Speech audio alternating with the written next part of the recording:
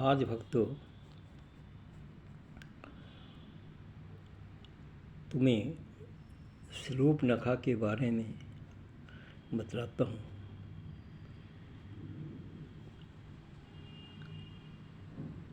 हम पर यह आक्षेप लगता है कि श्री राम और लक्ष्मण ने शूर्पणखा के नाक कान काट कर यह कोई धर्म के अनुकूल कार्य नहीं किया था।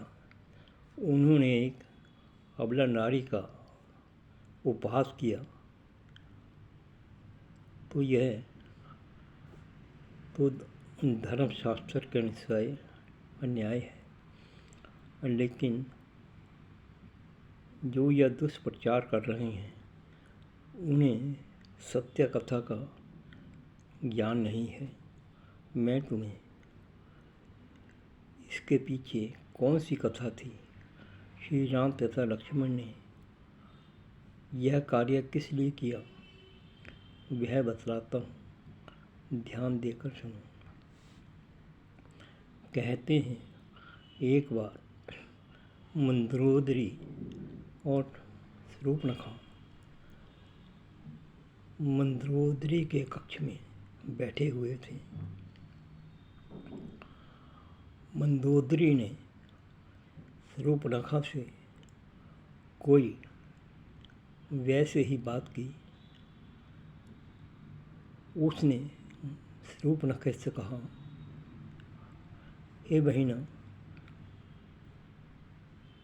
तुम्हारी सुंदरता तो इंद्र सभा में रहने वाली अप्सराओं से भी बहुत ही सुंदर है।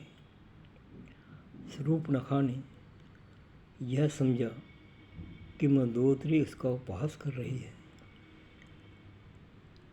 वह एकदम क्रोध में आ गई और कहने लगी, हे भाभी मंदोदरी, तुम अपने को क्या समझती हो? क्या तुम बहुत सुंदर हो? तुम मेरी सुंदरता का क्या मुकाबला करोगे?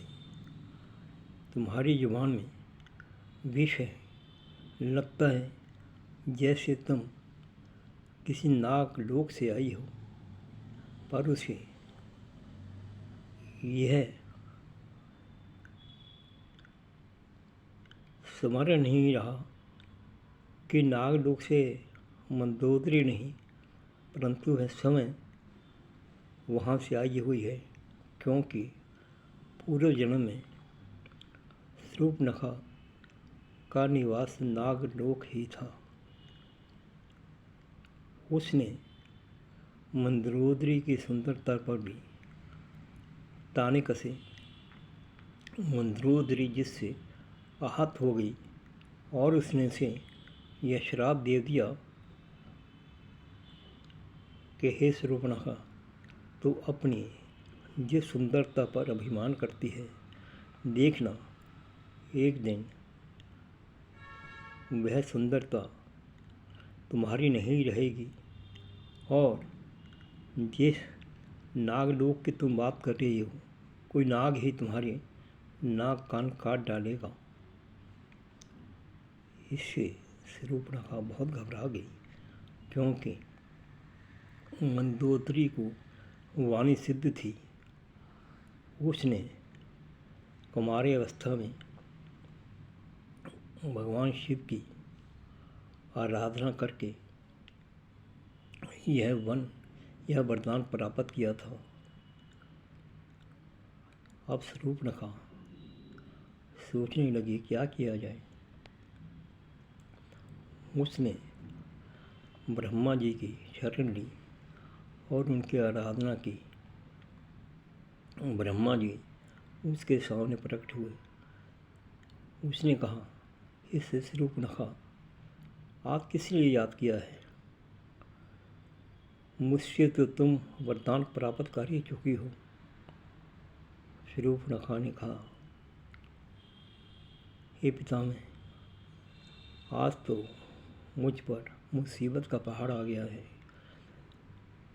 मंदोदरी ने मुझे ऐसा श्राप दे दिया है जिससे मैं चैन नहीं पा रही हूँ और मैं बहुत अशांत हूँ। ब्रह्मा जी ने कहा, ऐसा उसने क्या वरदान दिया है? शूर्पणखा ने कहा, उसने मुझे किसी नाग द्वारा कान तथा नाक काट डालने का वरदान दे दिया है। इससे तो मरना ही बेहतर होगा। ब्रह्मा जी कहने लगे, फिर तुम क्या चाहती हो? उसने कहा, ब्रह्मा जी, मंदोदरी का दिया हुआ वरदान मुझ पर कार्य ना करें, यही मुझे आशीर्वाद दीजिए। पितामह ने उससे कहा, शूर्पणखा, तुम तो जानते ही हो, एक सती का दिया हुआ वरदान वृथा नहीं जा सकता, वह तो होकर ही रहेगा। हाँ, एक बात अवश्य है, मैं तो तुम्हें वरदान नहीं दे सकता, क्योंकि मैं तो विष्णु जी के नाभि से पैदा हुआ हूँ। विष्णु जी ही मुझसे श्रेष्ठ हैं, वही तुम्हारे लिए कुछ कर सकते हैं। शूर्पणखा कहने लगी, हे पितामह, लेकिन वह तो क्षीर सागर में है, जल में रहते हैं, मैं जल में किस प्रकार से जाऊंगी? यह तो कार्य बहुत असंभव है। उसने कहा, हाँ, जा तो नहीं सकती, लेकिन मैं तुम्हें एक वरदान दे सकता हूँ। वह यही है कि तुम्हारे नाक कान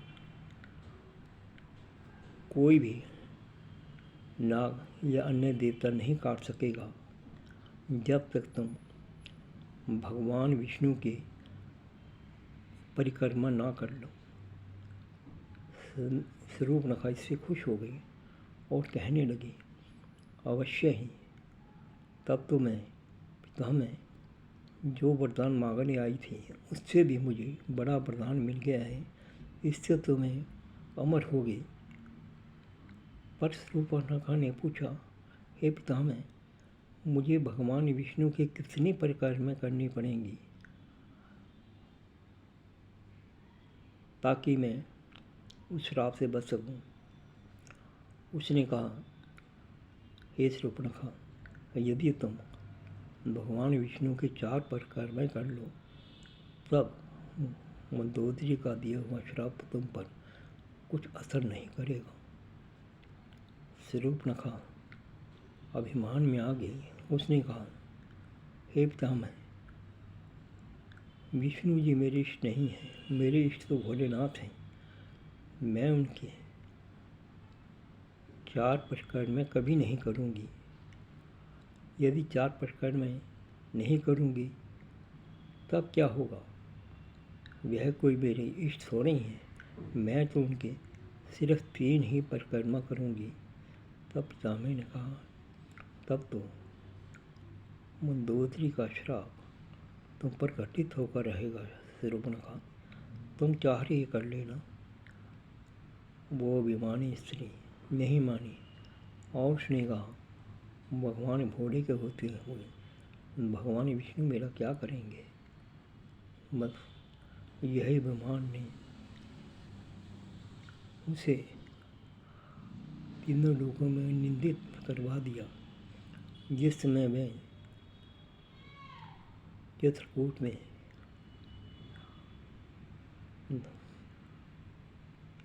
श्री राम के पास गई और उन्होंने उससे शादी की प्रार्थना की, तब श्री राम और लक्ष्मण की उसने 3 ही परिक्रमा की थी।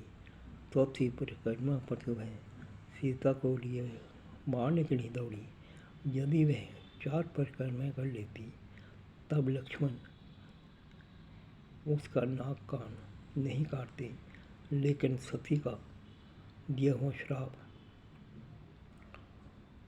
तो फलित होना ही था। हे भक्तों, इसके पीछे यही कथा है। इसीलिए उस सती का श्राप, उसकी वाणी सिद्ध करने के लिए ही लक्ष्मण जी ने शूर्पणखा के नाक कान काटे थे। देवराज बंसल।